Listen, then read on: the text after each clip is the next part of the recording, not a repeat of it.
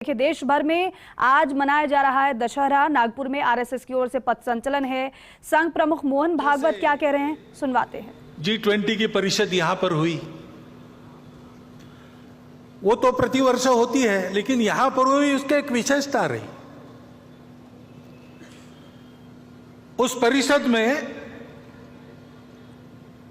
हमारे भारतीयों के आतिथ्य की बड़ी प्रशंसा हुई। उसका पहली बार उन्होंने अनुभव किया।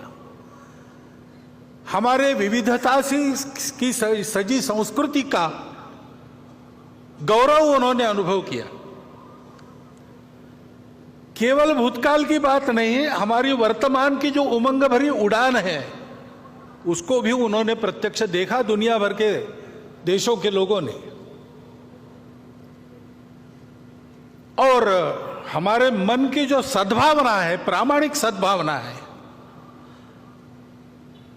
अफ्रीकन यूनियन को सदस्य बनाने में पहले ही दिन परिषद का घोषणा पत्र एक मत से कराने में, और हमारी राजनीतिक कुशलता भी उन्होंने देखी, हमारी प्रामाणिक सद्भावना भी उन्होंने देखी। विशेषकर आर्थिक विषयों पर केंद्रित जो परिषद होती थी, उसमें पहली बार वसुधैव कुटुंबकम की बात कही गई। महिलाओं के उन्नति की, महिलाओं के नेतृत्व की बात कही गई,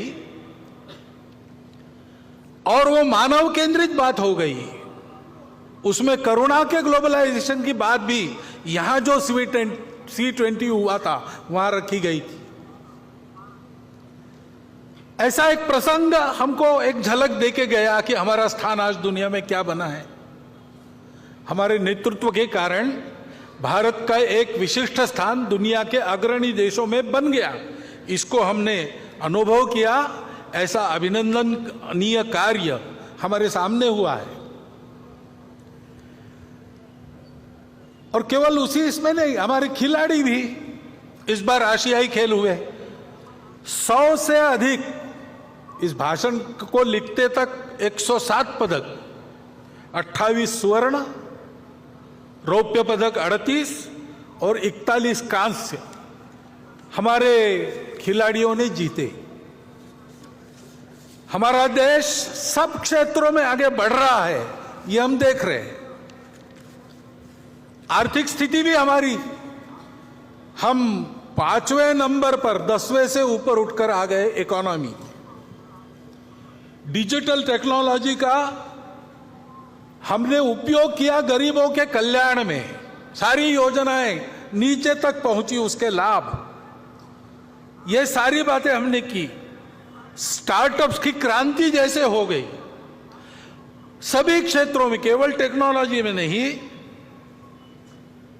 कृषि हो, स्पेस हो, डिफेंस हो, सर्वत्र ये प्रगति भी हमने देखी है। और इसलिए हमको बड़ा आनंद लगता है कि हाँ, आगे बढ़ रहे हैं। और केवल भौतिक बातों में नहीं, राष्ट्र का पुरुषार्थ उस राष्ट्र की अपनी धरोहर के आधार पर अपने वैश्विक प्रयोजन के सिद्ध करने वाले आदर्शों के आधार पर होती है। उनको हम देखते, उनका अनुकरण करते, तब आगे बढ़ते।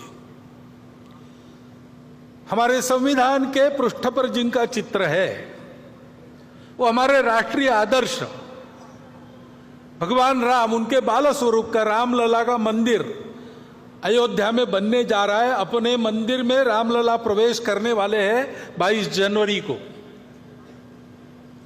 यह प्रसंग हम देखने वाले हैं।